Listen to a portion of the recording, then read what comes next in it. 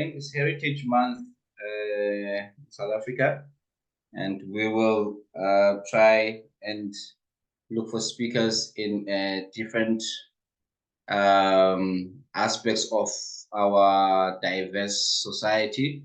Today we have Selvan Naidoo from the Heritage Center, who's going to speak to us. So I'm just going to introduce him with the bio.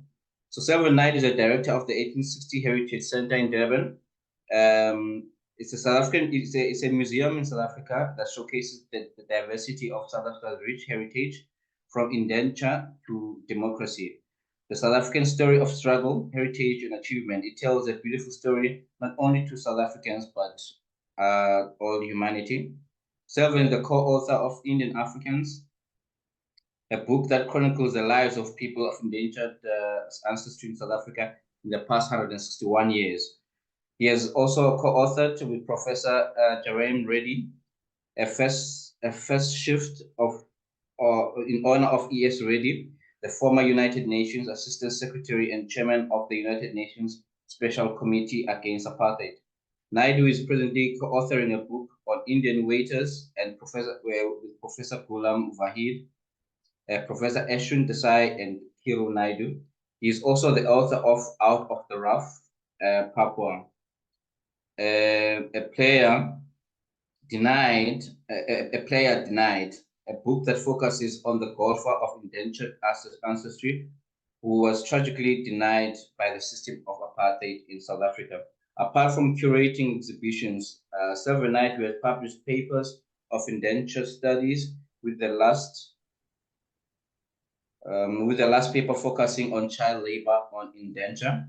Selvan is also a feature writer on various media houses in South Africa. His work is easily accessible on the internet and includes narratives from indentureship, family stories, In Search of a Better Life, Unity in Diversity, Indian Delights, Unsung Heroes, and the Women's Struggle, Resistance to Apartheid, Remembering Sharpeville, Political Activism, Elusive Justice, Child Labor, and Lost Childhood. Selvan, thank you so much for making time to talk to us this morning. Over to you. Good morning, Mr. Mtembu, and thank you for the opportunity to be able to present. I just want to be able to share my presentation.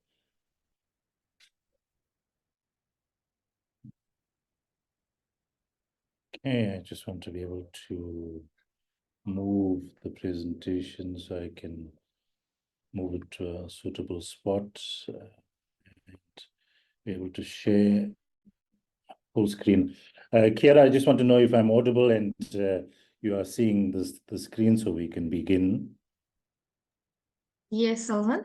Good, Selvan, yeah. Thank you so much. And good morning, colleagues, and good morning, those of you that are affiliated to the Institute.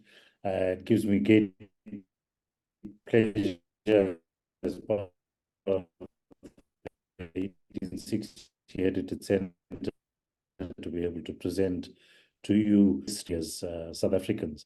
The architecture of indenture. To be able to get up at this early in the morning at 7:30 and notice so many of you in the audience. I notice Ian Roll, one of my students, is very comforting.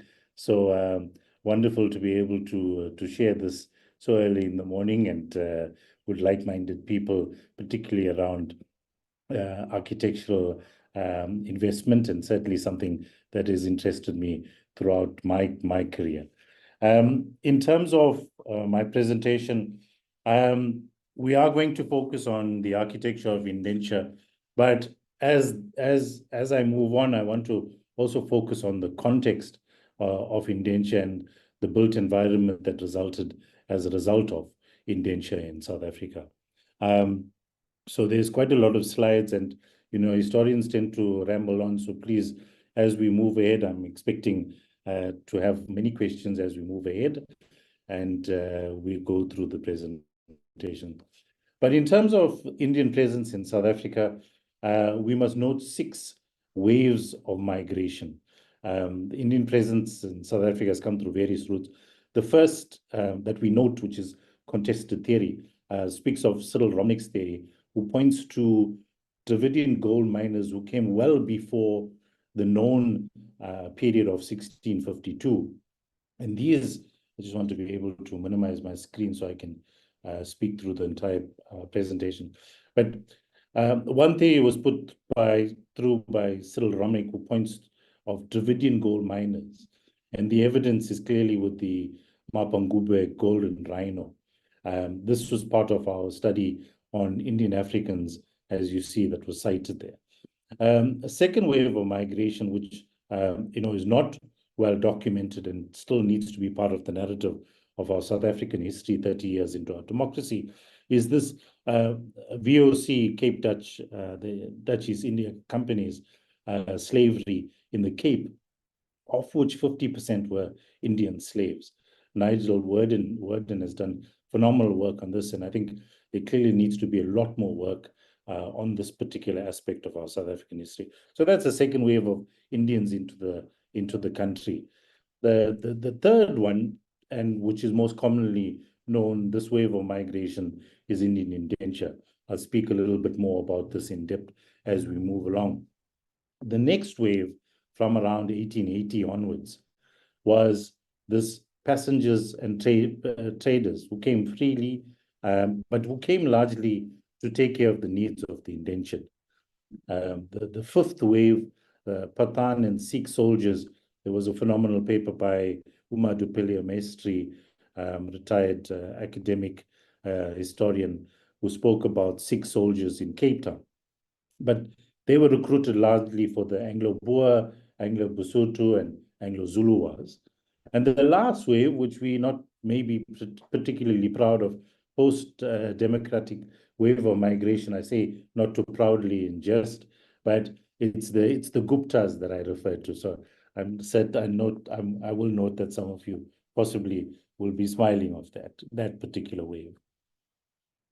But particularly, this conversation and this presentation is focused and zoned in on the history of indenture.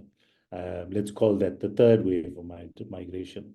And how did indenture evolve, and how did indenture come into being?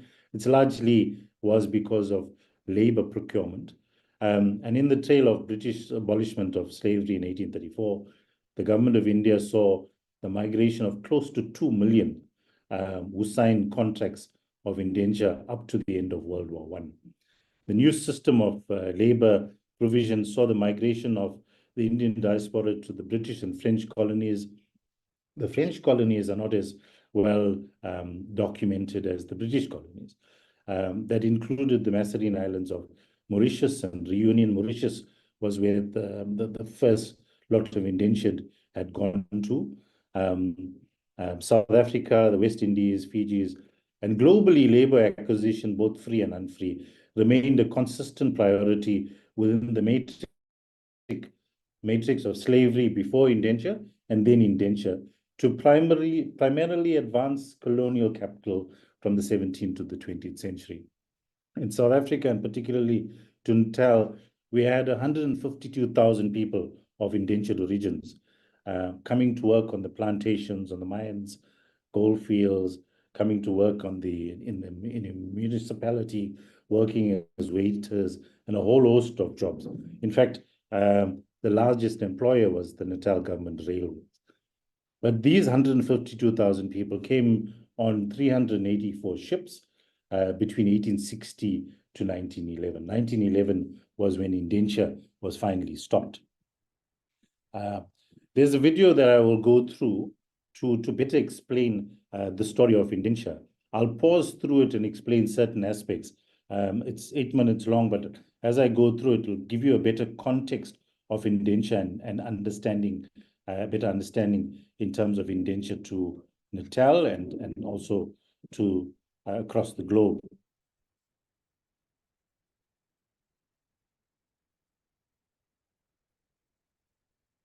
So the context was created by Britain in order to have labor being outsourced.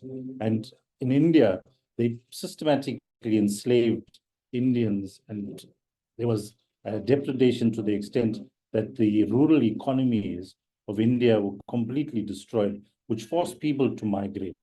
There was seasonal migration before the British had conquered India, but the seasonal migrations was from the rural areas to various other parts and so on, where there was production that was being made, but not to the extent where there was extreme poverty. By the time the British had conquered India, we had large masses of poverty, which forced people to move to urban areas. And as a result of that, they were then put onto ships and then taken. So there was, in the early years particularly, there was lots of people that were duped and taken across, kidnapped in some instances, specifically in the earlier years. So this is in the port city, well, this is in the city of Madurai, but the majority of the indentured came from and lived an agrarian lifestyle.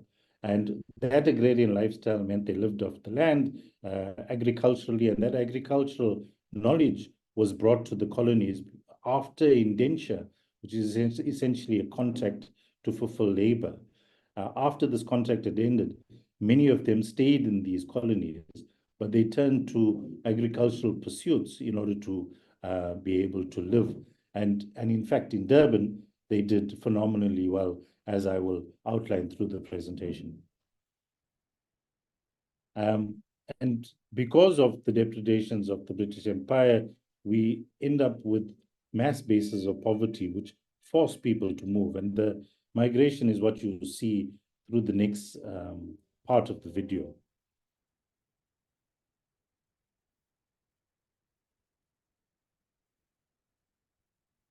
As is mentioned, you know, this saw the movement of people to the Caribbean, South American, Indian Ocean, and Pacific Island nations, largely because of a need for labor, and achieved through the British might, military presence, overwhelming, which eventually saw the migration of close to 2 million people, specifically in this period of indenture between 1833, and eventually after the abolishment of slavery, and then eventually ending officially in 1917.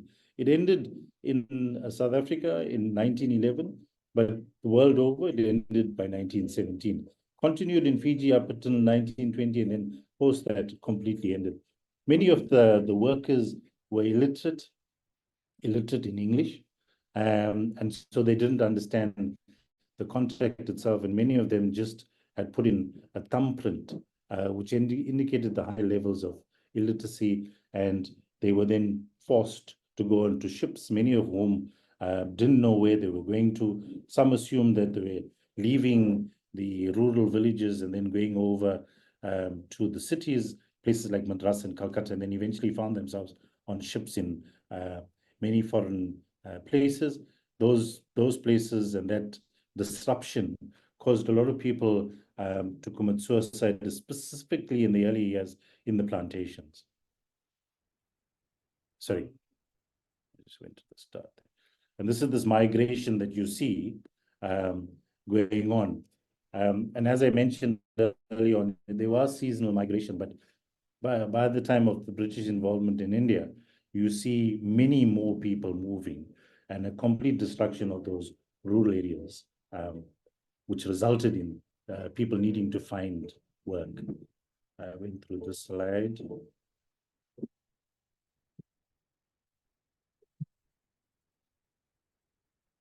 And this is how people were corralled into depots. And this is specifically the embarkation points. Just going to move to another venue.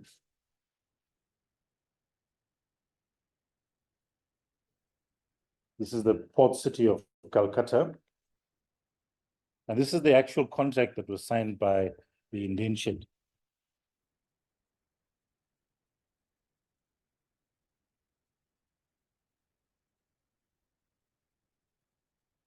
The voyage itself was very common in the 1800s for many voyages to have taken place. So it's the context of indenture is not dissimilar to what was happening in the world. This was the ships list.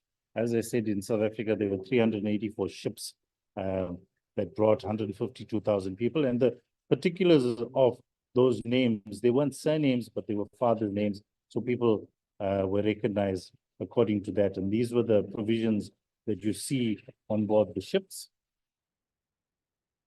This is the food rations that were provided. And also these food rations were then provided on the plantations of indenture. Notice that the only form of protein was dried fish, salted fish. And many of these people had not seen the ocean waters. So it became hugely problematic, many of whom perished in what was called the Kala Pani, which is the dark ocean waters. In the second ship that came to South Africa, the Belvedere, which arrived on the 26th of November, there was many as 29 people that passed.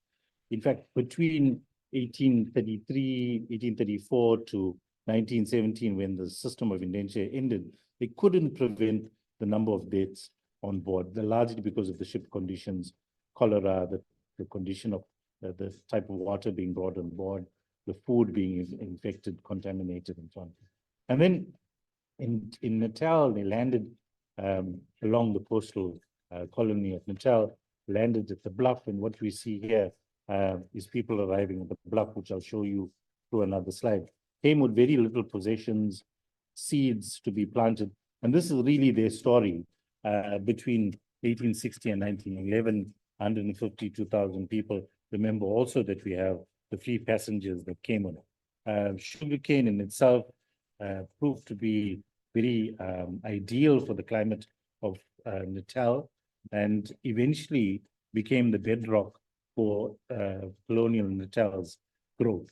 But in between this, I just want to pause here, is that this history, the history of abuse, is not well known. You know, as I grew up, we weren't told these stories. We were told these stories orally from our grandparents and so on. But it is only from 2010 in South Africa, when indenture was commemorated for the 150th year, that these stories were being told widely. And scholarly, we had phenomenal books that were produced, the most popular being Inside Indian Indenture by Professor Ghulam Vayed and Ashwin Desai. And they systematically document this abuse.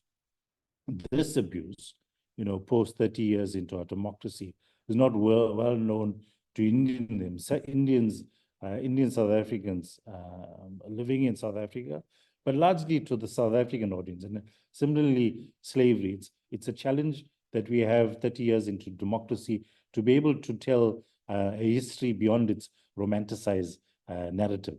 And this is particularly highlighted in the 1860 Heritage Center. What you're seeing here is the actual evidence that was provided in various commissions, this being the RAG Commission, where the indentured was systematically abused. Here you have Nabi Saib, number 5807. The number is very important because the first person that arrived on the Truro was given the number 1 who left the ship, and the last passenger was 152,184. So these were the numbers. In the colonial administration, the numbers is what stayed throughout. And in fact, in the archives, the numbers give more information in terms of the scholarly studies.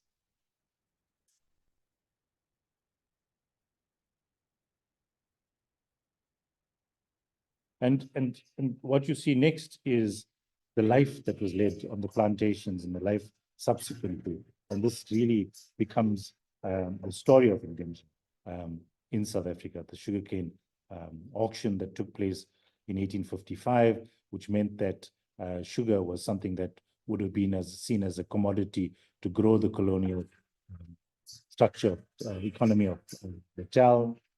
And this is indentured workers working on the actual plantation. Some of these pictures are taken much later on. This is pretty early on, but you see it's arduous work, seasonal work that was taking place. And in between the seasonal work, there were various daily routines that were taking place. Women were tremendously affected and also abused on the plantation. The ratio was 1:30. 1:3, which meant that that destroyed family life type of dwellings that you see. I'm just reminding of myself at the time, moving on to 752.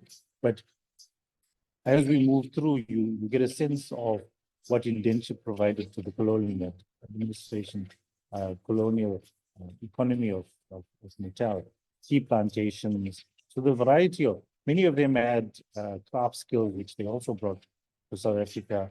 Many were employed as waiters, government railways. So there's a wide range of jobs that were taken on. Families, coffee, Natal coffee, one of the plantations not as successful as sugarcane. And then once they became free, they turned to market gardening in order to make an existence. And they became very successful at this. And I'll point out that as we move on. But I want to move to the next few slides, and largely the focus of this particular article or presentation. In an article published in Natalia in 1998, Robert Home notes, a vital element in the colonial economic system was housing, which accommodated millions of slaves before indentured laborers, and other workers. This accommodation was usually intended for temporary sojourners, and therefore much of it was shoddily built. In the plantations of Natal, because we did not have slavery, these were the typical type of houses that you would have seen, specifically at the plantations around the south coast, up to the north coast and so on. They weren't stronger than what you see in the next few slides, but this is particularly what you would have seen, in the earlier periods around 1860 and so on. And a lot of these were therefore, shoddily built for single sex rather than family occupation. The ratio, as I said, 1:3, which resulted in a lot of destruction of family life. And there was no space for social bonds outside of the work relationship. Ties for family and tribe, caste, and religion were subsumed in the greater cause of industrial capitalism. And I think that's an important point, that we remember that indenture is closely related to the advancement of capital. And this was what our indentured ancestors were seen as, and not to remain in Natal. The system of indenture was, Clay Anderson, an academic on indenture, speaks about the system of transportation of convicts, which directly influence, specifically around the ship's list and the naming of that. Post 1974, there was a scholarly book by Hugh Tinker, who spoke of indenture as a new system of slavery. Newer age academics or revisionist academics who completely refute the theory of new system of slavery speak of agency. And Crispin Bates implores historians, academics, that failing to write the everyday life of people, how they lived, what they taught, and what they worked at, will serve ultimately only to diminish the meaning of the indentured experience. Servitude and slavery is similarly positioned in terms of scholarly work. But not just for the 3 million, he cites it as 3 million men and women who participated in the system, but for the tens and thousands of descendants. And we must write stories of triumph. I write the name of Kamachi, who was the mother to my great-grandfather, and she arrived in 1864. It was only last year in 2023 that I was able to trace my very own roots. And I had found that she had come as a 29-year-old with 3 children. And this is the story of triumph. And I'm now busy tracing, what eventually happened to her. I eventually found out what happened to my great-grandfather. And this is the story of triumph that we need to be writing off, not just the story of victimhood. In South Africa, it's peculiar that we do not have sites of conscience regarding indenture. Mauritius has the UNESCO World Heritage Apravasi Ghat, which was the remains of an immigration depot. And that has become something that's widely protected and celebrated in Mauritius as a marker of indentured labor, and for the world to be able to see when they arrive at Mauritius in being able to tell the story. Could we have developed a site along the same lines around the bluff? And this was the whaling station at the bluff where the indentured had first landed in South Africa or in Natal. The system itself of indenture took over from slavery, especially in other colonies outside of Natal. Remember, I said that Natal did not have articulated slavery, but in Fiji and in, no, not so much so in Fiji, but in Trinidad and Tobago, Guyana, even in Mauritius, we had the indentured taking over from slave dwellings.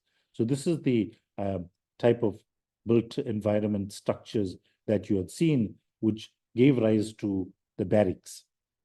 And these were referred to as the coolie lines. And as I said, the indentured had taken over from the slaves.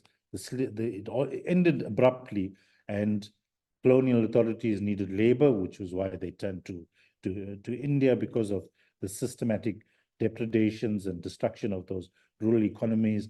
They created a labor source, a labor pool, and that meant that these individuals were then shipped to colonies across the world to be able to provide that. They then took over from slaves and then occupied.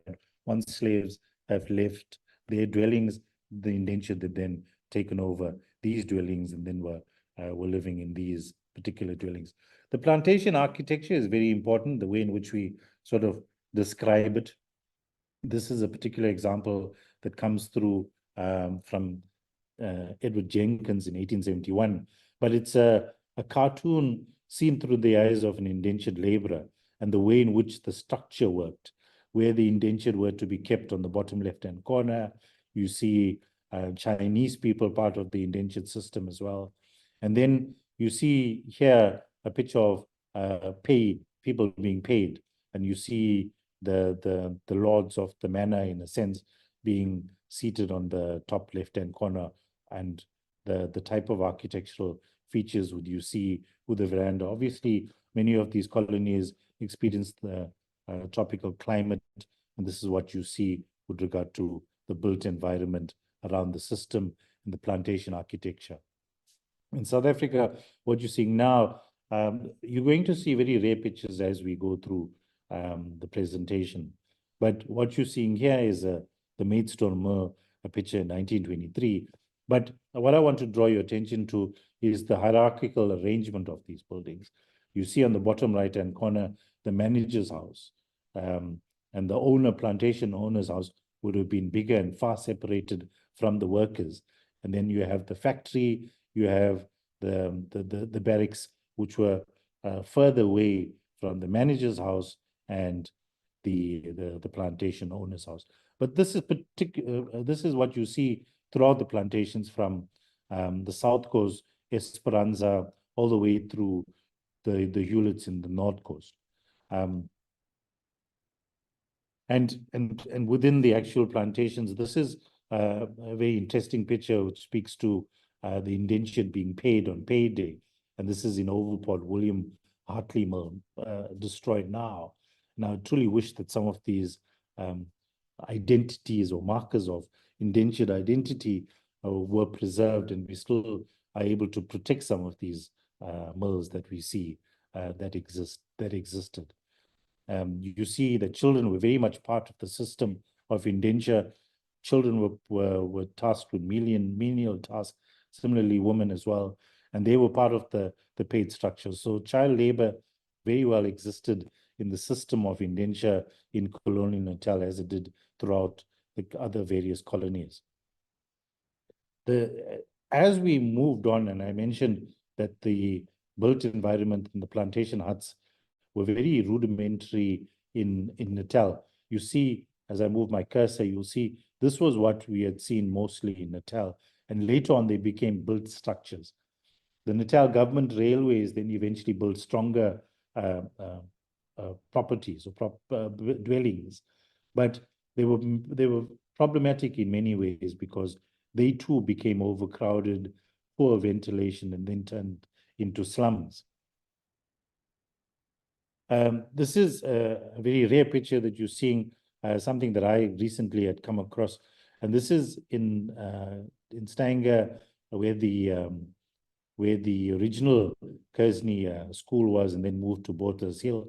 This is the tea factory, and many South Africans and many people, even of indentured origin, do not understand or have limited knowledge on indentured being involved in the tea estate. And the Hewletts, this was their primary source of income in the earlier years, and later on it was a huge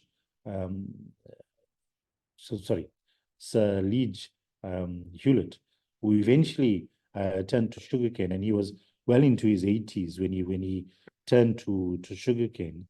But the original successes was the tea estates, and you see a huge component of indentured staff employed. This factory now is ruined, but you see the remnants of it on the top here.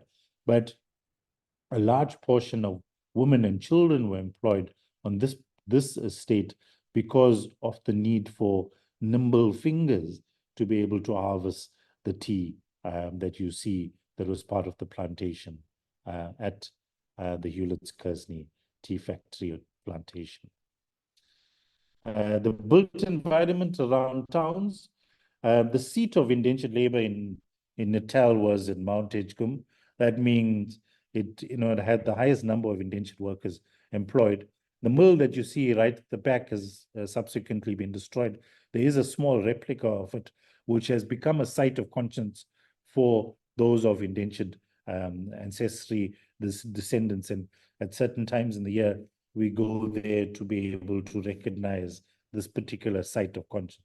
But what you see is the built environment for towns. These towns then became far bigger, where they started to build places of religious conscience and dwellings, including those barracks that I spoke of and so on, and then became towns for the indentured. And today, Mount Edgecombe still exists in that particular sense. Largely descendants living in these areas. I'll go through some of those dwellings here. But well before the turn of the century and between 1860 and 1914, the face of Durban changed dramatically from a small colonial outpost that focused exclusively on the activity around the harbor. It saw an expanded development of the city, and this increased arrival of migrants from Europe and Asia being with the indentured. And remember also that there was Chinese that were also part of the indentured system that came to South Africa and weren't successful, not necessarily in wanting to stay behind and remain in the colony. And this saw the shipment of indentured workers and the spike of talk labor by the turn of the 20th century, which saw massive changes to the built environment. And this is essentially what the focus of this paper is. In Natal, 3 years after 1860, when the first allotment of indentured workers had arrived to the colony, remember the two ships, the Belvedere, which and the Truro arrived on the 16th, which is the day we commemorate indentured arrival into South Africa and Natal. The second being the Belvedere would arrive 10 days later on the 26th. But 3 years later from the first allotment of indentured workers, they signed contracts to last between 3 and 5 years. There were a few workers who gained early release, and they exchanged £5 to their employers, which was permitted as part of the law 14 of 1859. And the Mercury, which was central to the advocacy of indenture, they had written that and had suggested residential segregation. So we get the earliest forms of residential segregation in the vicinity of the Greyville racecourse. And this is an amazing picture that you're seeing, the indentured walking along the road. But at the background, you see the old post office, which still exists today. And that's critical to the built environment of Durban. And they existed in these spaces largely to provide white colonialists with vegetable and dairy produce at far cheaper rates, and which is why by 1885 they became so popular. And I'll show through some of the slides in explaining how successful they were at market gardening. Bamboo Square, where sojourners and laborers were housed. This particular site has enormous significance for how barracks had developed through the years. But this site eventually was destroyed by 1902, 1903 with the plague. But this forms part of Brian Kearney's documentary study at the point adjacent to the Durban Harbour, which formed another settlement for beyond Greyville. This formed the next settlement for indentured workers, particularly in the urban area, from 1873. And this settlement was built by companies like the Natal government railways, individual businessmen, and so on, and independent employers for workers who rented this property. And the settlement was made up of an ethnic composition, people working around the point, by first the inhabitants being the Songa, and then by the time it was eventually destroyed by the turn of the century, the majority of people living in Bamboo Square were ex-indentured, who were leaving by the turn of the century, many of whom were leaving coastal sugar plantations, settling in these shack settlements around Durban. And you see in some of these buildings, railings, you see chimneys, and then you see these jandapos. Those of you who are of Hindu origin are able to see markers of religious identity in Durban. And this was subsequently destroyed. Notice the date right at the bottom, demolishing of Bamboo Square, 18/3, 1903.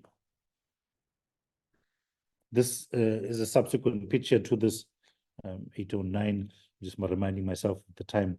And an increased population meant that the municipality, which employed huge amounts of indentured workers as well, needed workers to maintain their increasing footprint. As the city grew, they needed laborers to be able to take care of that increasing footprint. And greater numbers of indentured workers, Indian workers, were employed by the Durban Corporation to meet the demands of the growing municipality. And after several years of breaking down barracks, because they were confined, and they were subsequently decided that they weren't fit for human habitation, and they were built through the years, despite the many complaints, parts of which were broken down and rebuilt. And despite these complaints, it was only eventually in 1902, because of the plague, that this epidemic effectively ensured the final demolition of the settlement, which then meant that people were moving in higher numbers to the magazine barracks. These people that were at the point were then moved to the magazine barracks, which existed also before that. And we then move to the magazine barracks, this great place of conscience for my background, where I come from in Chatsworth, where many of these residents were eventually moved from the 1960s into the 1970s. And this labor compound of magazine barracks, and notice that it involved the railway barracks. As I move my marker, you're able to see where the magazine barracks was housed. This area was the railway barracks, a compound for the railway workers. The magazine barracks was essentially a labor compound for those that worked in the municipality corporation. And then you had Bowmanville, which also showed racial segregation in terms of compounds. And this was essentially, so what you see here, the Bowmanville, which was essentially for Black workers in the province. Remember, there was a weaker number of African workers in the city of Durban at this particular time, because many of them were in the reserves. These were the conditions, and I think this is what I had mentioned early on, that these narratives around the way in which people lived. And it is really a deplorable life, communal existence, as you see. And people lived in these conditions for numbers of years, despite, the complaints. They weren't rehabilitated. They weren't given better conditions to work in. And an earlier description by Dr. Julius Selleck in 1873, this was as early as 1873, these barracks comprised of 8 houses, some of which in different sort of styles. And that's how small they were, 38 by 18 feet. The size of the room occupied 4 people, including the 6th child, wherein they cooked, ate, and slept. And the room was in fact destitute of ventilation. These were actual records that were part of the RAG Commission that was put into place simply to look at the complaints that indentured workers were enduring.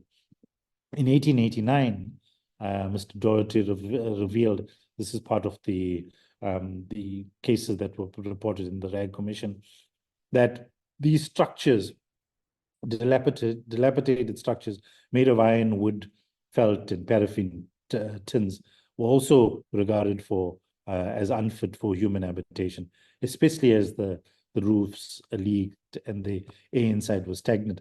This resulted in a lot of respiratory sort of ailments and so on as we move on. And there's this generational sort of complaints around the disease that moved from one to the next, not necessarily with respiratory, but diabetes and a whole host of others that continue to plague these communities up to today. I want to pause here and be able to acknowledge Len Rosenberg. I'm sure many of you are aware of the Durban system and this work, which he has highlighted in the book. Foreground, sorry about the spilling of ideas. I was doing this last night, but I just want to go back to that. His work foregrounds the cultural heritage of Asian and African communities in South Africa and its housing, both in urban and rural areas, built for Asian immigrants and African wage laborers. Some physical records of this remain, and the guides to Durban architecture make very little reference to this outside of these books by people like Len and so on.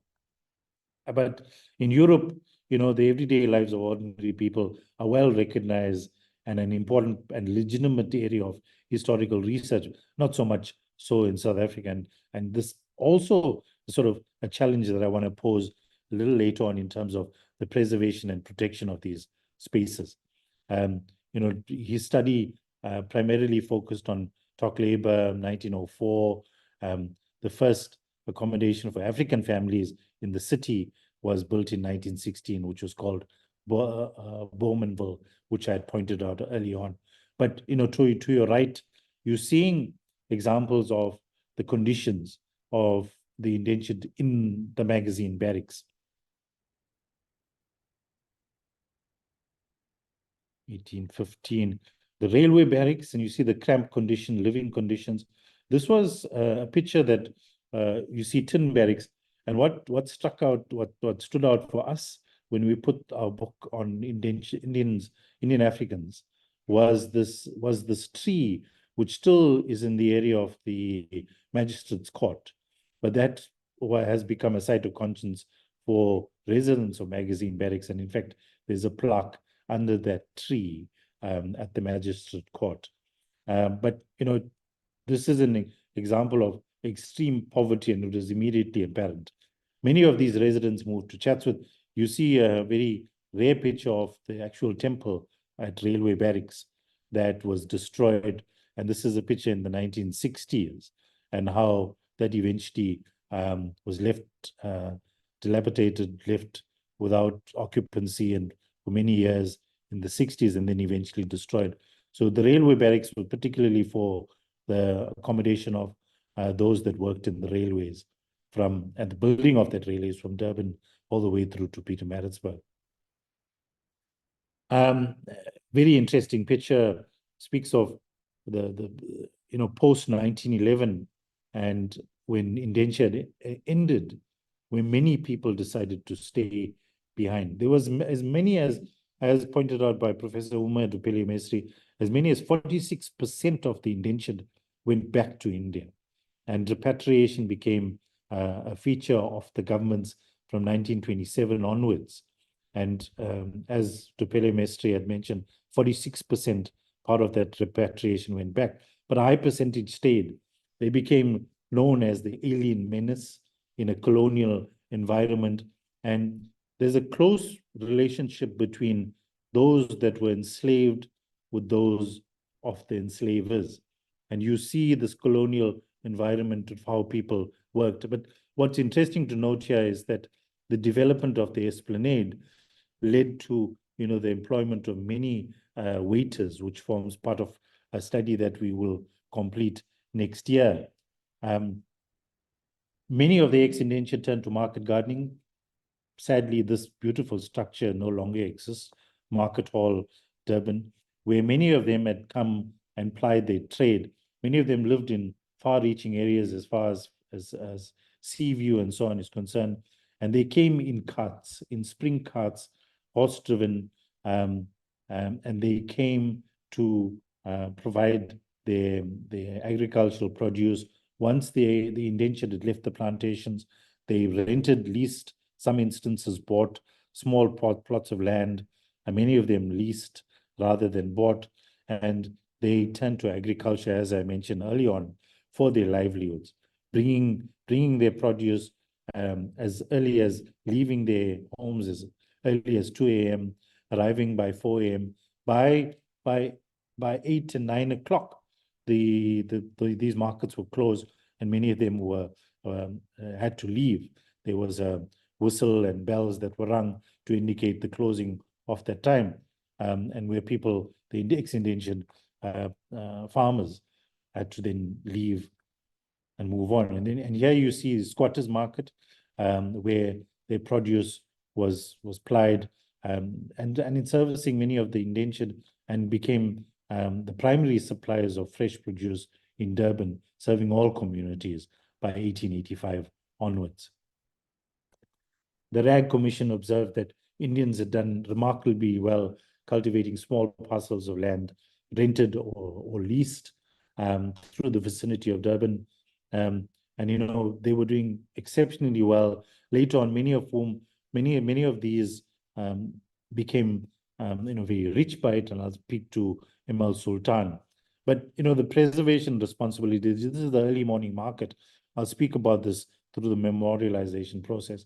But in cities like Melbourne and so on, there's a direct link and responsibility to be able to preserve this early morning market, because of some of the city's woes was chosen to be destroyed, and there was the attempt to put in a mall there, which meant that it would have deprived the smaller suppliers and the ordinary suppliers in being able to make a livelihood. And regrettably, it's not been preserved, and it's in a horrible condition. It's and part of the challenge that I want to outline. Sites of religious conscience. I'm reminded of 10 minutes as I move through. I'm just looking through my time. But the markers of cultural identity, religious identity, was seen through the expression of this cultural tradition of Muharram. And it was directly related to the city of Durban. And this is what you had seen throughout. It is only in 1900 was the festival of Diwali allowed to be celebrated and acknowledged, and that is when you had a public holiday. But for a huge period of the 1880s right through until the turn of the century, Muharram became, which is a Muslim commemoration around the commemoration of two saints, that this was commemorated in Durban. We had various religious structures. I put up this picture because these were the barracks that we see at Athlone Park, and these don't exist any longer. But what you're seeing here is Whitehall Court. Opposite Whitehall Court, as I move my cursor, would be the present-day Riverside Hotel.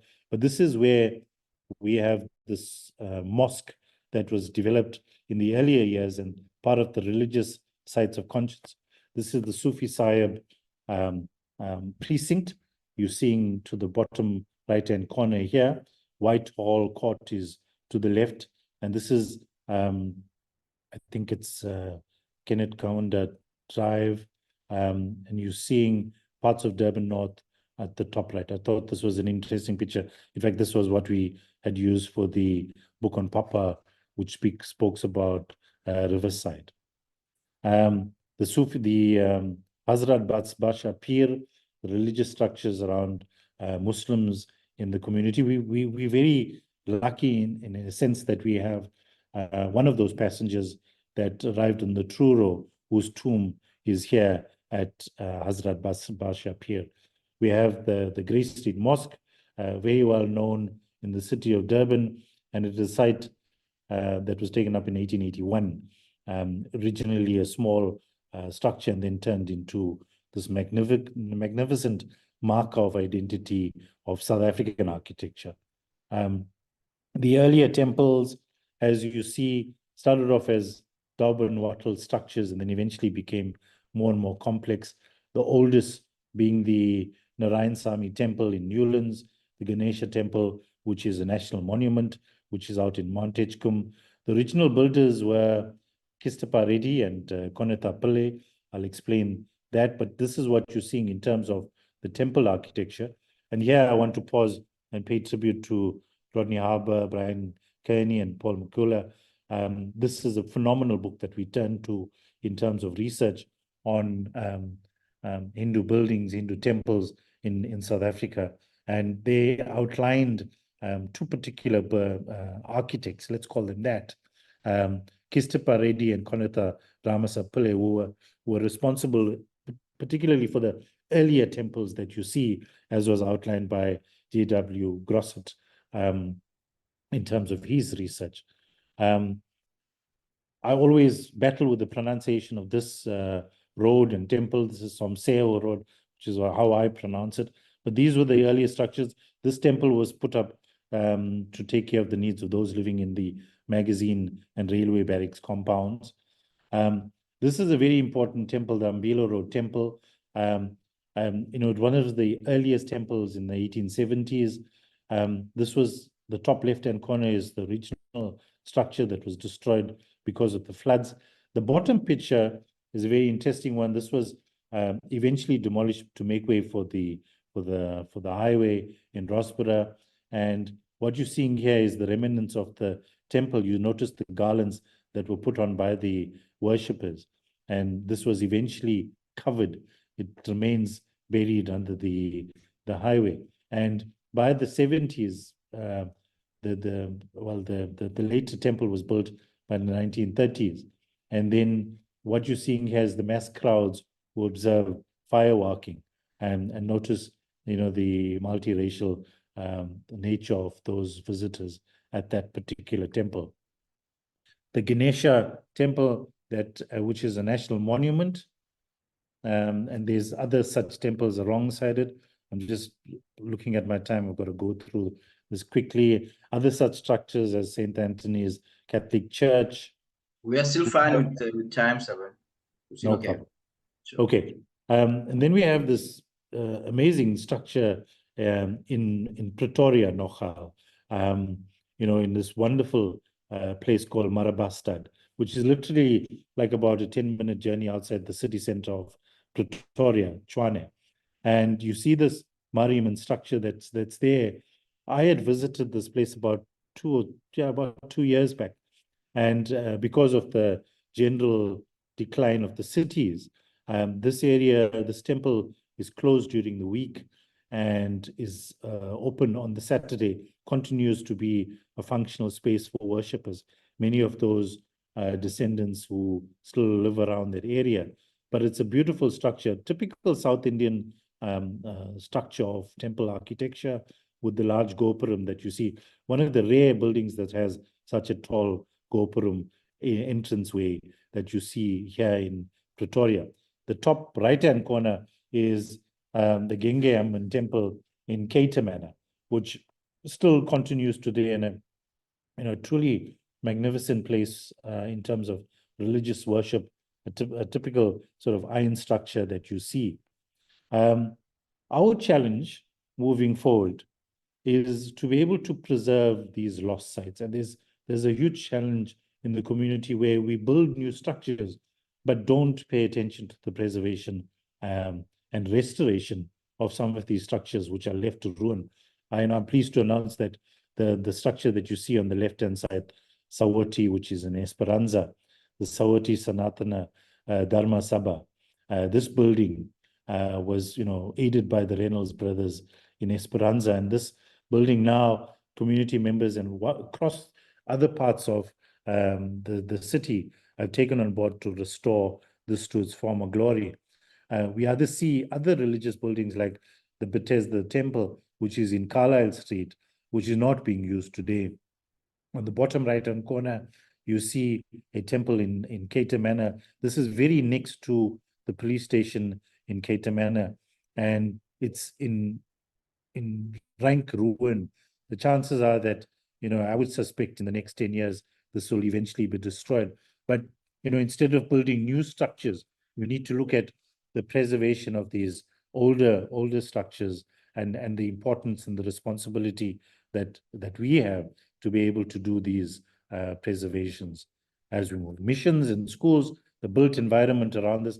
Missions have played a very important role in the building of schools and the built environment around that. You have Sastry College. And by the 1940s, you see the Natal Indian Congress to the bottom right, leading a protest in the 1940s, which identified that there were only 2 secondary schools in Natal at that time. We're talking of a period of 60 years, later, that, we don't have, more than 60 years.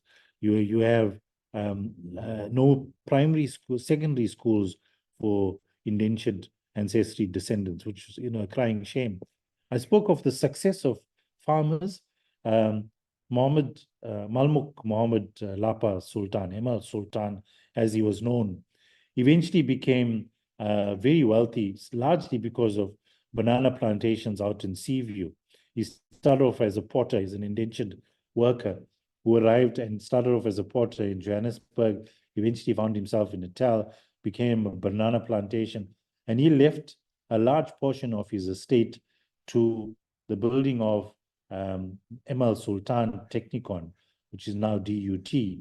And the reason for it is because of the lack of educational facilities for indentured ancestry descendants. It's only in the 1970s I was able to eventually get to that university by the 1990s. And by 1970, the ex-University of Durban, Westville, which changed the trajectory of indentured ancestry descendants, were then able to move from factory workers to become professionals. So that's the important part of the history of schooling. But these were some of the dwellings. We're on 8:30, so just remind me if I'm short of time to be able to take in questions. But these were the dwellings in the towns of indenture. This is a far more wealthy family whose dwelling was far better than most of the dwellings. I suspect this is the dwelling of the house of a Sidar, a supervisor. The supervisors were better paid than the indentured plantation workers. The merchant class, some of the passengers, we have a bias and sort of prejudice where many of them were very wealthy, but many of them also lived in the shops that they rented and eventually, be able to struggle through an existence. European citizens were not happy with, the settlement of Indians. The government realized there was a huge housing problems, and eventually people were moved out of the city environments to, Mgeni River, Riverside, Prospect Hall, Springfield, Sydenham, Mayville, Cater Manor, Clarewood, Magazine Barracks, already, as you would have already seen. This is how people lived around the point. And, the earlier buildings were really a fire hazard. And as you see here, many of those were destroyed. And many of them were condemned for human habitation. But this is how people lived, at that time, after leaving the plantations, building these hovels where they had lived, and still continue to be a labor pool for the city. The environment of Tongaat, a wonderful place of indentured ancestral descendants. You see this beautiful town, and architect Mitford Barberton, who left an indelible mark on the town of Tongaat. Many of these Cape Dutch buildings, some of them today lie in ruins, and there's a challenge to be able to. They're such beautiful buildings, and I truly hope that they are restored. You see the pediments, the sort of stucco reliefs that you see, and this is the market that you see at Tongaat. And I wish that a lot of these buildings are restored as we move ahead, post 30 years of our democracy. Some of the housing that you see, this is in Merebank, bottom right-hand corner, Clarewood, North Coast Road, and this is also North Coast Road on the bottom left-hand corner. Houses that still exist today, you see Sacrine, Phoenix. These are houses in Tongaat, the type of structures that you see in the Aryan Benevolent Home, which is in Seaview. This is how Clarewood was established, and it was home to 40,000 people.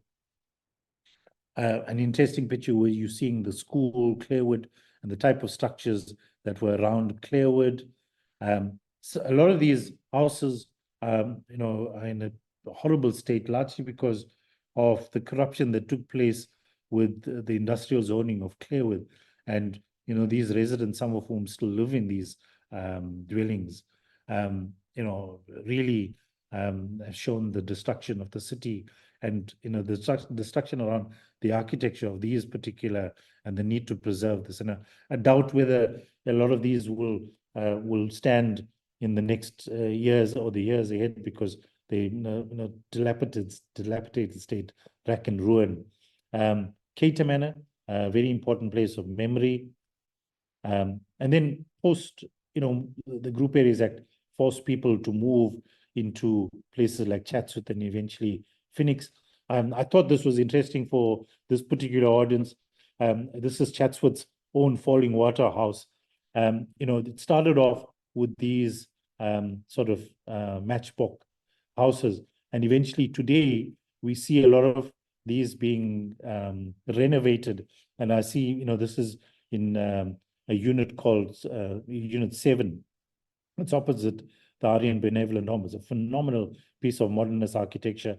Certainly, I say this in just being Chatsworth's Frank Lloyd Wright's falling water house. There is a waterfall around this area that I'm using my cursor to, and you all well know the Art Deco identity thumbprint of even these buildings in the Indian Quarter, in the Grey Street precinct, and Yusuf Dado precinct. I grew up with this particular building, the Aeroplane House.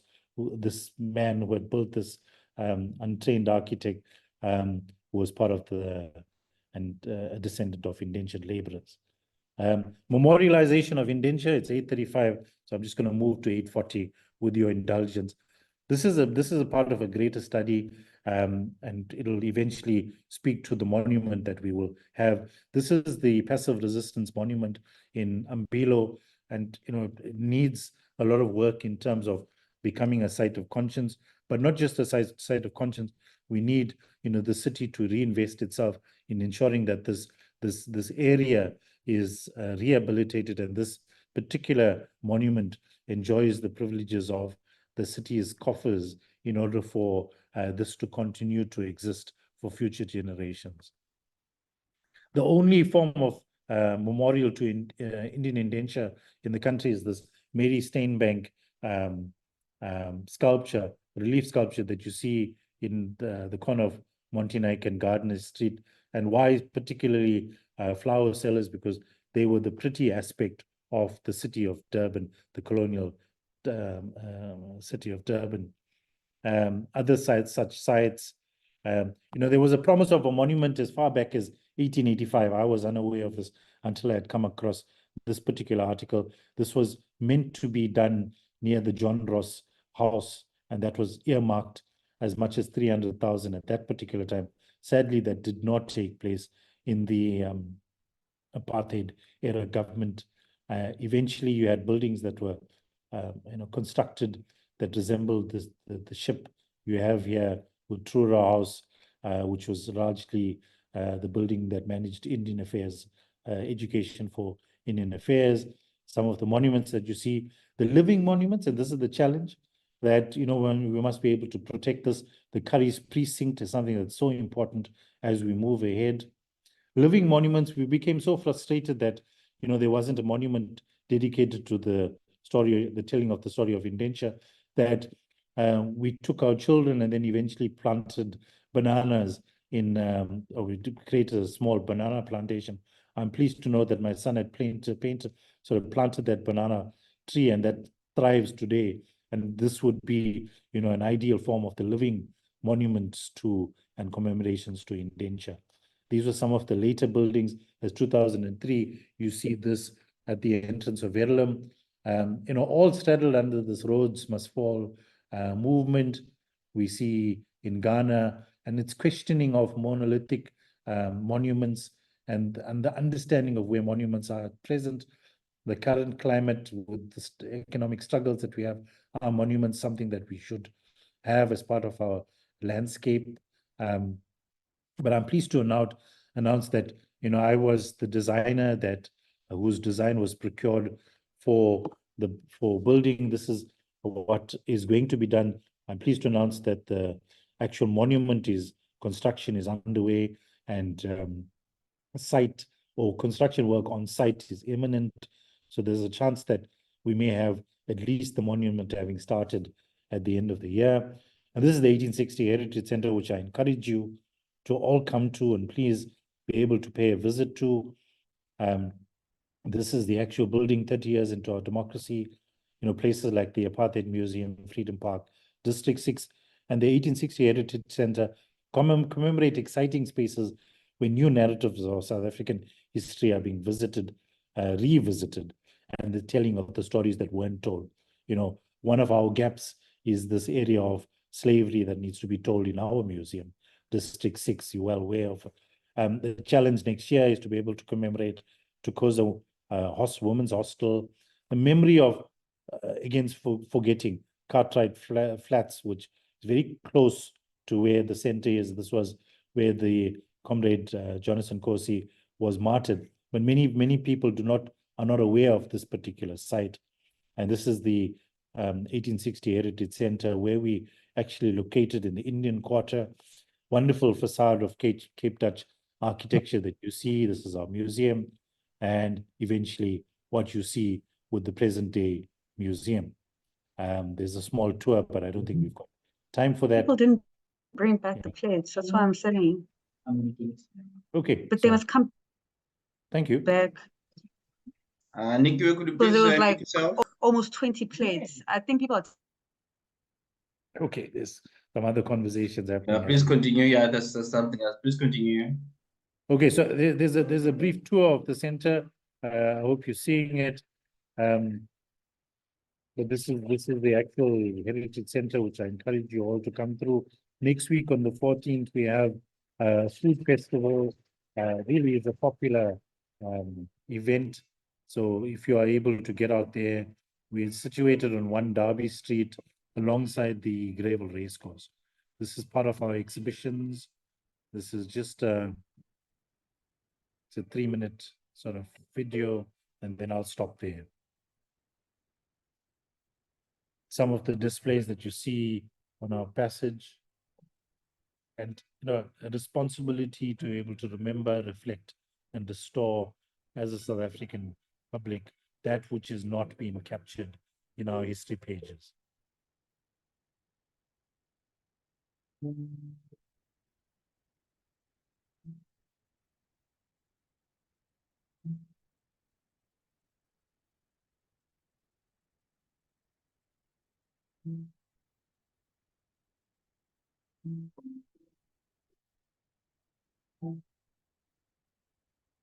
These are some of the other exhibitions that we have. We've got one dedicated exclusively to Mandela, Gandhi, and Ntuli.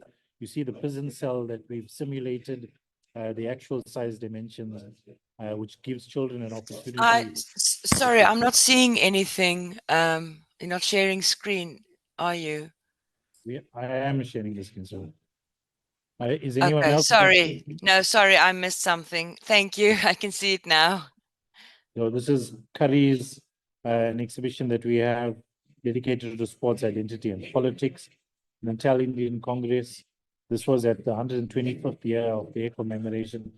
This year marks 130 years, so it's 5 years since we've done this exhibition.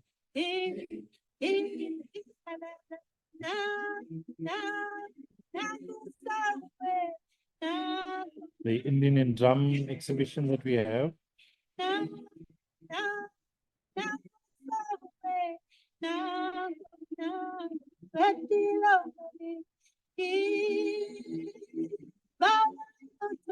Beyond indenture, it speaks about the Group Areas Act, culture, passengers and traders, newspapers, the history of that with the leader collection that we have. And then finally, the architects room, which is the artifacts room, which is a very popular room that we have, simulated kitchens of indenture and so on. Paying tribute to people like Lady Naidoo and the street names that we have in the city of Natal.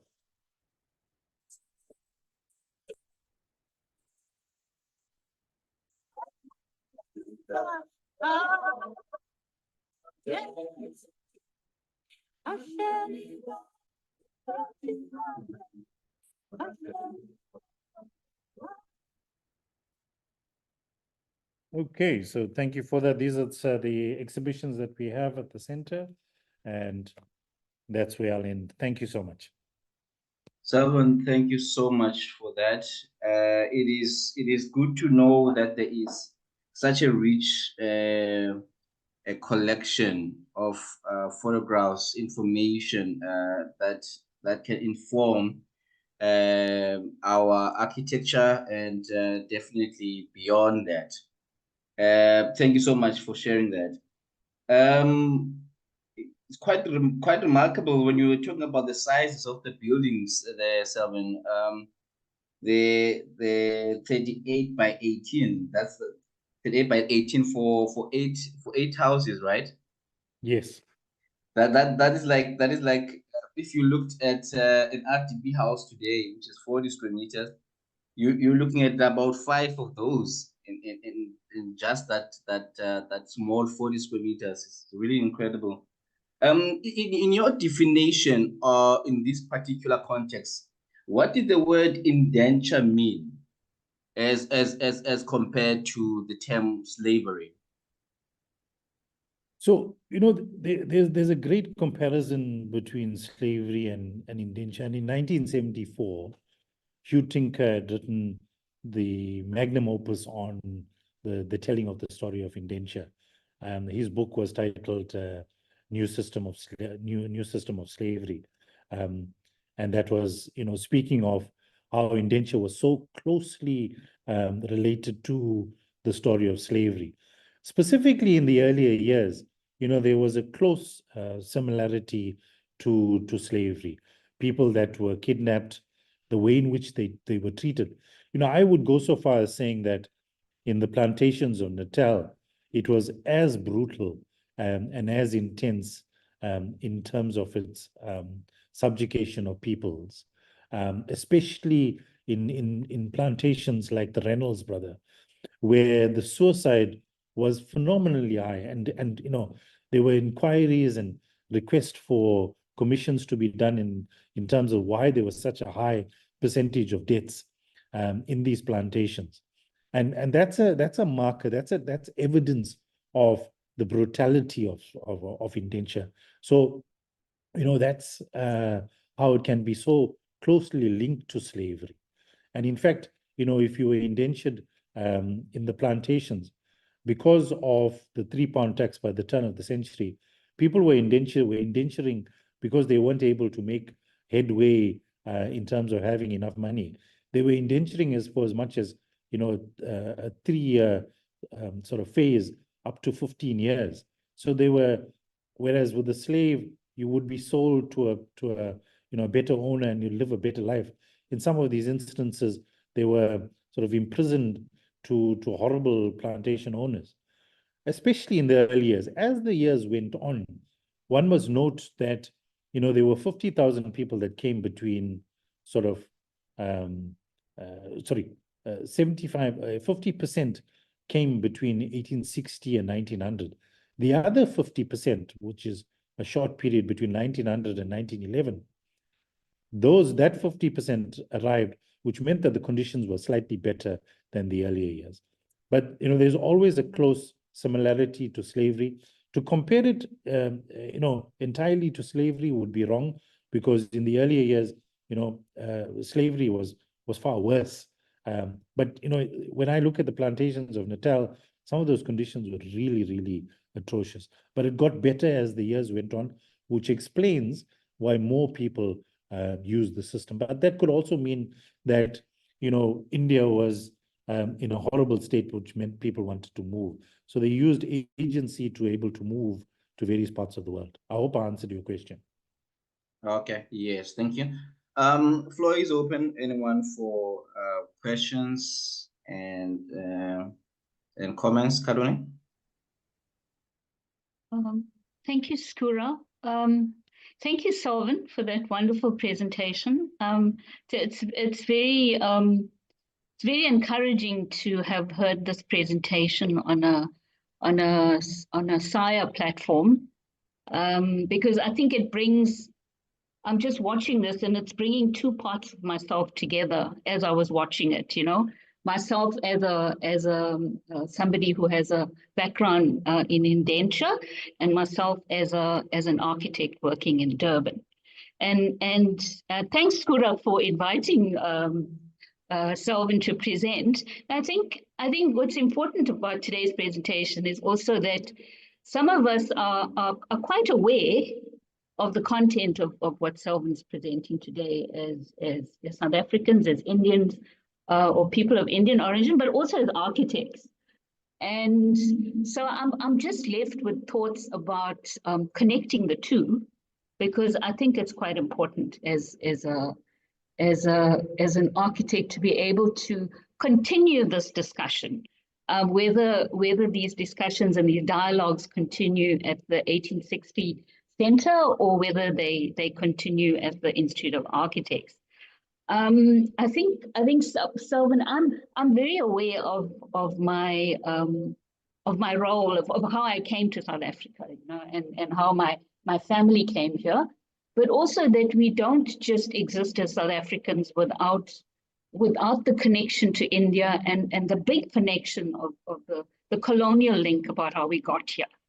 Selvan didn't talk about it too much, but we have, apart from a genetic link to India, we also have a identity link, and it comes in the form of a ship, a number of the ship that we arrived in, and a number that our forebearers would have been given. Your indenture number still exists in the records in South Africa for myself, for example. And I've done the exercise of actually going out and researching it and finding out what do those numbers mean. And a lot of Indians in South Africa do that. It's part of your heritage now in modern day South Africa for you to know and to understand where you come from. Together with that, as an architect, the responsibility of almost re-educating yourself in a South African context, I find very important. And as I was listening to Selvan, I recall a conversation that I had with Charles Correa, the late Charles Correa, a very important architect in India, when he visited South Africa. And we hosted him, our practice at that stage. We were one of the few Indian practices in Durban. And the advice that he gave us as Indians, people of Indian origin, was that we owed it to ourselves to ensure that our architectural heritage was looked after. And I'll just say that now because I think I'm remembering that, and this would have been 1998 when he came down. So I think it's important that in the space of contestation, where we have heritage in Durban that is not being regarded as of the same level as Victorian Edwardian architecture, and it is not. I think that's a space that we need to spend some work on as architects, but also the role of us Indian architects in Durban in putting your best foot forward and taking care of your own heritage. And our institutions that do not recognize us as Indian architects of being worthy enough to look after our own Indian architectural heritage in Durban. And Skura, I'll say that without mentioning the names of these institutions that promote people from outside our Indian culture to look after our Indian heritage in Durban, because I think it is our responsibility. So Selvan, I've met you a few times because I come to the 1860 Center quite often. But I think it's very important that you keep the conversation around the Indian heritage of architecture and allow us to interact with you as architects, as professional architects, to just take the research forward. And I know that Leonard has been very involved in sharing his research with you, but some of us also have experience and knowledge that we'd like to share as well in the research that you do, so that we learn from it and we become better architects, more responsible architects in Durban that come that have an Indian heritage as well. So Selvan, I would really appreciate if you could invite us over and host us at the 1860 Center and that we take this conversation forward in whatever way. And I'm very willing to assist you in that way. Thanks, Skura. Caroline, thank you so much. Any response from that, Selvan? Yeah, I think it's a very valid conversation. I think even beyond these buildings of Indian conscience or sites of conscience, I think the city of Durban itself is in a horrible state in terms of preservation of these buildings where we are. I think together with that, it's an important vantage point, springboard for us to be able to move us forward. But I think that there's a cry, where we are as South Africa today, that we need to come together with institutes like this, like the Heritage Center and civic bodies, so that we'll be able to right the ship in terms of the research, and then two, the preservation, because I think both are interlinked.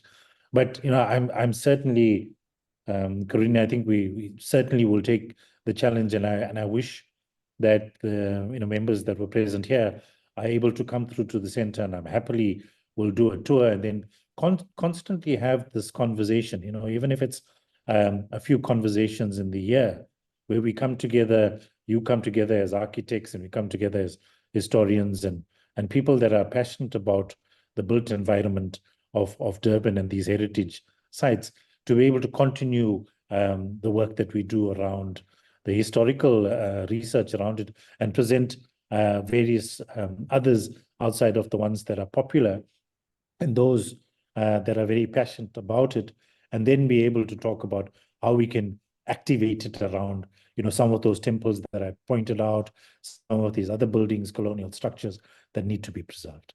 So yeah, I hope I sort of answered that, but I think certainly going forward through this institute, we will take this conversation as a center going forward. Yeah, thank you, Selvan. Ken Liver?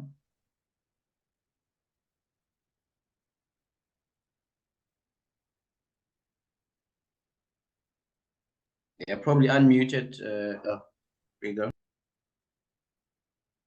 Right, I think I'm okay. I was being blocked by you cannot start your video, but thank you anyway. Selvan, thank you very much. Very interesting. I'm a relatively new boy to KZN and South Africa, so I'm trying to get my head around this whole idea of indenture. Tell me, how did it start in the first place? Did local employers, landowners place some kind of orders? What happened? How did people get allocated once they got off the ship? Did they have a choice in where they went to?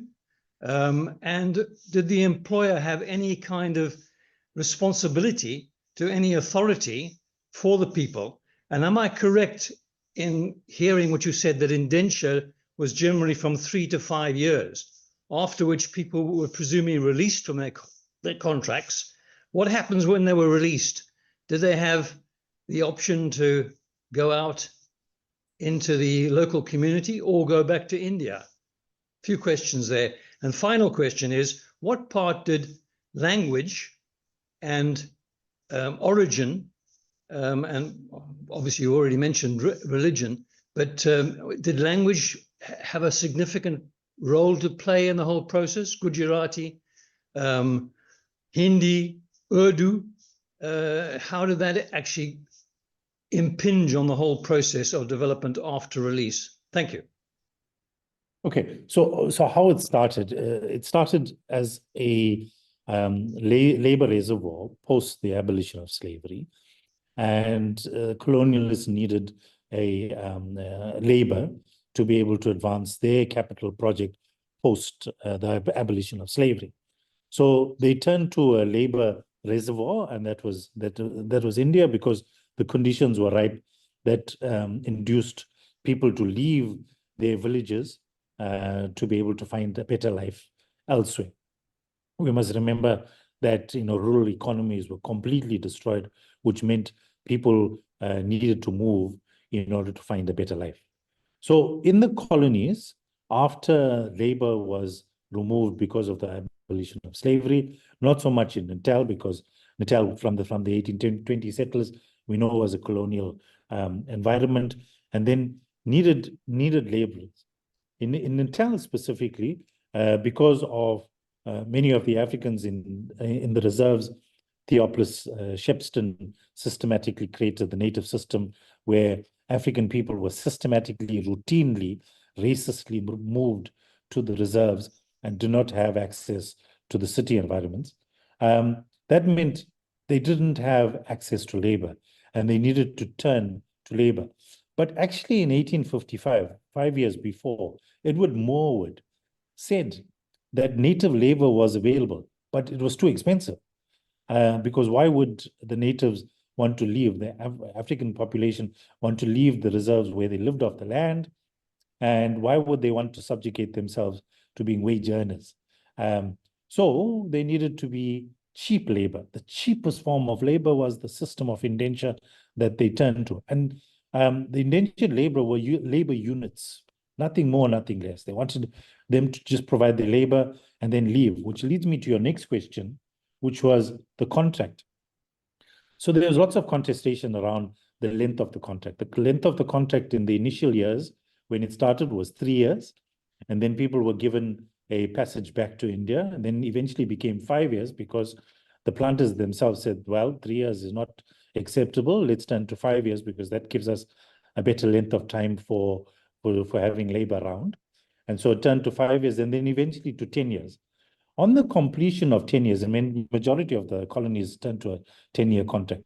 On the completion of the 10-year contract, you were entitled to a free passage back to India, or you could remain as a free citizen of the colony, a British subject of the colony.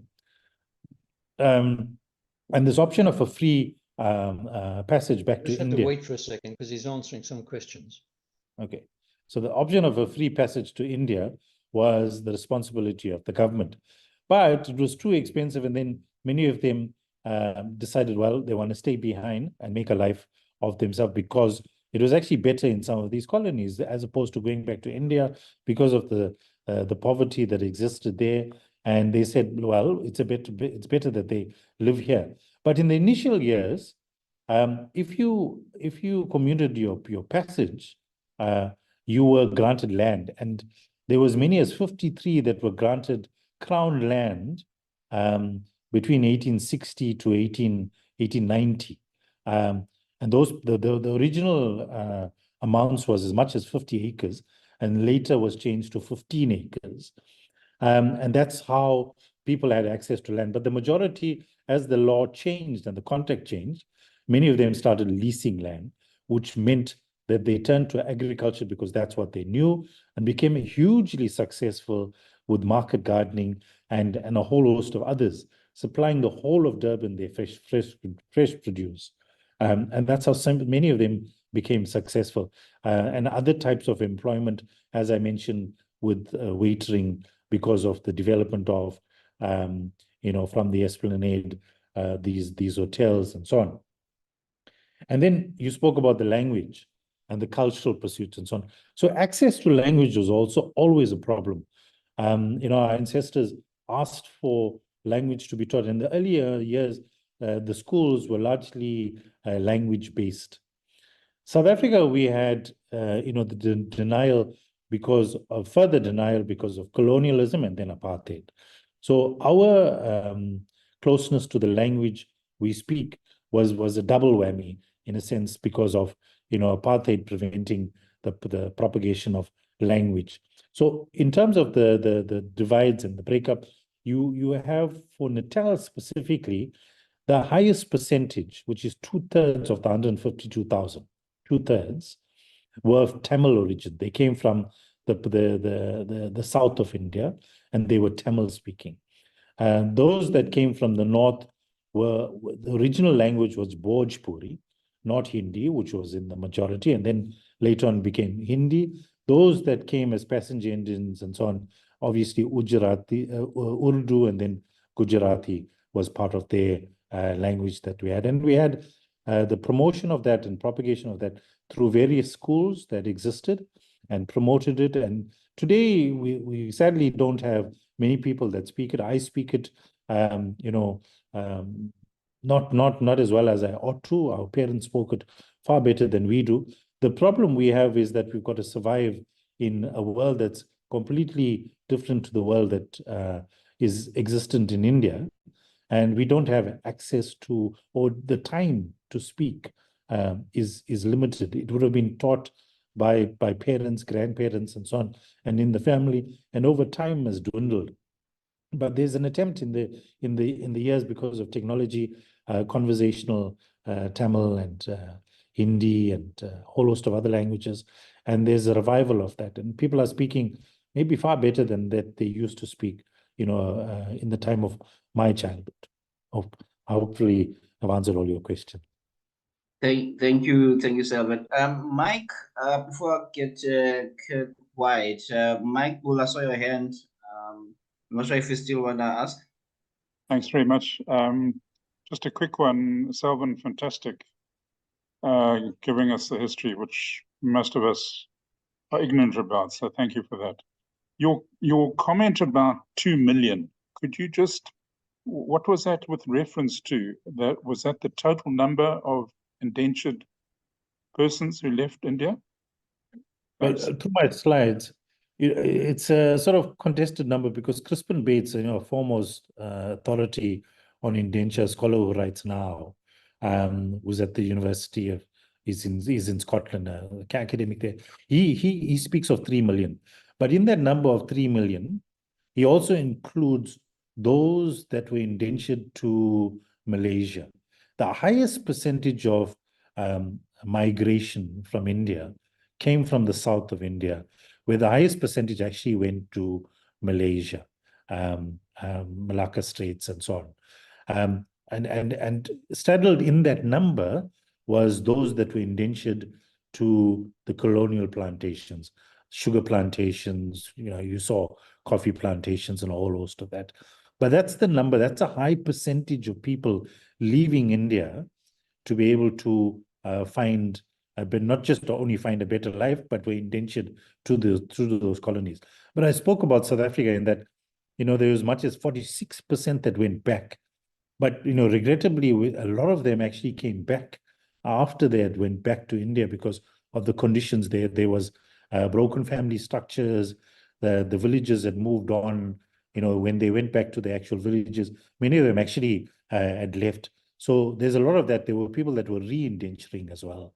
So that contributes to the high numbers of people indentured to the colonies spread across the world. Thanks very much. Sure. Kirk? Hi, thanks, Kura. Thank you, Selvan. Can you hear me? Yes, go ahead. Oh, no, great. I just have some points, just to answer Ken Lever's first earlier question on how did it all start. I'd like to, at a minor point that you, obviously there are things you leave out. The indenture system and the cultivation of sugar started because of the link with Morwood and Mauritius, and he saw it working in Mauritius, Ken. So that was a very sort of, a colonial office in Durban got hold of the imperial office in London, and they sort of set things up.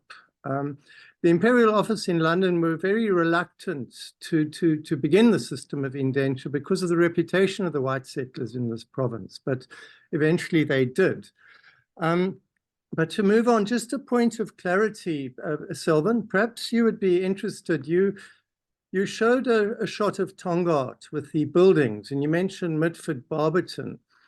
The drawing of that stucco pediment, the original drawing by Mitford Barberton, is at the university in the architectural department.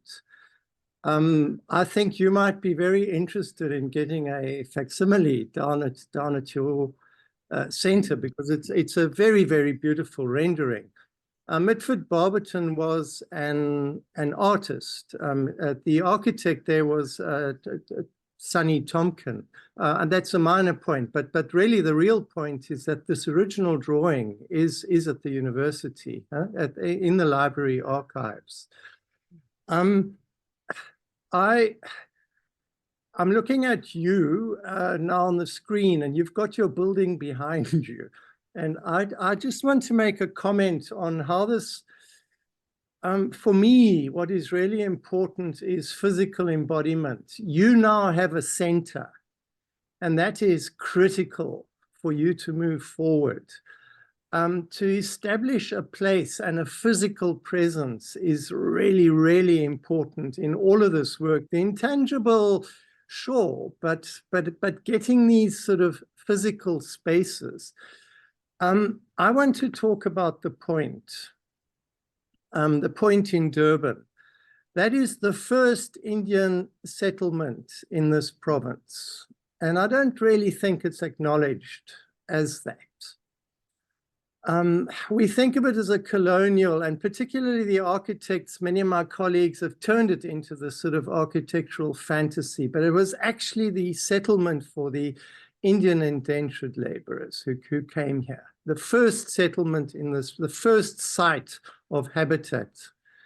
And I think it needs to be commemorated that way. I know that Bamboo Square has been erased and it can't be found, but your colleague on your board, I think still, Ravi Govinda, he's written a wonderful little book, Come to the Point.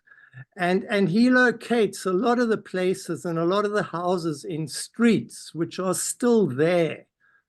I really think we need to pick this up and expand on that, and to make the Indian indentured presence in the point far, far stronger than it is at the moment. Thank you. Yeah, just responding to that challenge of the facsimile or the copy of the drawing, certainly something I'd take on, and certainly something that we would proudly display at the center. In terms of coming to the point, I'm proud to note that the actual monument is going to be built close to, if not pretty much on where Bamboo Square is. And that was the reason why it was chosen as a site. So the exact location is adjacent to, or next to, Ushaka Marine World, across at the very end of the parking. So this is where, so I think, to pick up your point, that these spaces will become activated, and I think a lot more attention will be drawn to those areas regarding the bamboo barracks. And certainly in terms of our physical space, we are absolutely comforted and sort of appreciative that 30 years into democracy, that we can have a museum that tells the story of indenture, but not just tells the story of indenture through an sort of exclusive lens. It tells the story far more inclusively and involves other communities that lived alongside this whole story. The story of slavery, for example, so poorly told in South Africa, and South Africa's narrative today that 50% of the first cohort of slaves were of Indian origin. And that also is important, but also telling parts of the freedom struggle within that. We have the role of women in the freedom struggle exhibition, the built environment of other spaces like we have with the Indian drum. So yeah, I truly hope that many of you are able to come through and see the center and be able to come through with a tour. But yeah, thank you for your comments.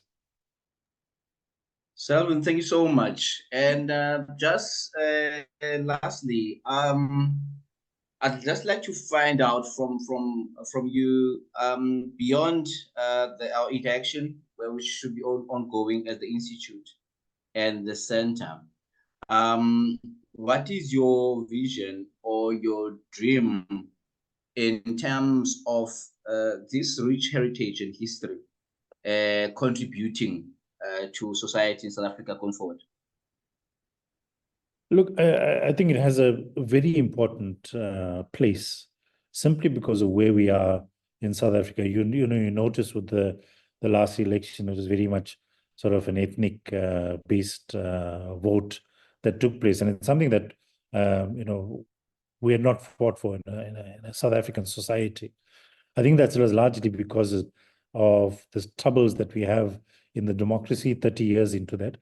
But I think there's a silver lining in a sense, because that's activated communities, it's activated civics, it's activated institutes like this here to be able to come together, irrespective of what our lineage is, where we are as a South African community, but to build, to rebuild, to be able to preserve, to be able to remember, to be able to reflect and to restore. Critical is restoring, and you saw that as part of the presentation, is that be able to tell all our histories alongside each other so that all of us are on the pages of history to be able to enable us to live a meaningful and in a better society. And that's the way we need to be able to position ourselves and locate ourselves. Places like the Heritage Center shouldn't become static exhibition spaces. They should become places where we have conversations. And I challenge all of you to be able to take over the spaces like the 1860 Heritage Center, to be able to host your functions and have conversations of this, and bring in more experts to be able to talk of the built environment of Durban, which is relatable to you.